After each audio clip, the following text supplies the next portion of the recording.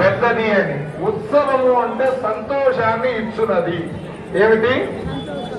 సంతోషాన్ని ఇచ్చినది. మీకు సంతోషం కలిగింది అంటే మీకు కావాల్సిన లభిస్తేనే మీకు సంతోషం వచ్చేది కదండి. గోవిందా.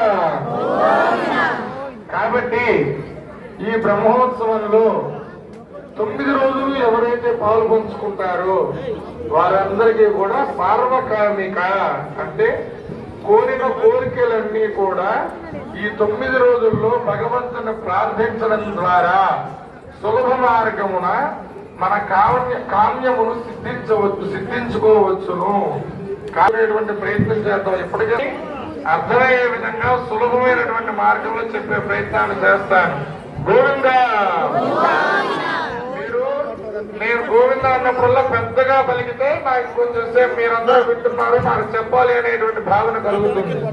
అట్లా కాకుండా స్వామి మమ్మల్ని ఎప్పుడు విడిచిపెడితే చక్కగా కట్టె పొంగల ప్రసాదం తీసుకుని ఇంటికి వెళ్ళిపోయి హాయిగా విశ్రాంతి తీసుకుందాం అనే భావనలో మీరందరూ ఉన్నారనే భావన నాకు కలుగుతుంది. ఎవరు నిలబడుకోవద్దు, మహాద్వారంలో ఎవరు నిలబడుకోవద్దు.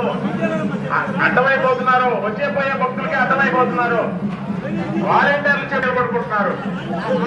మహాద్వారంలో ఎవరు నిలబడుకోవద్దు.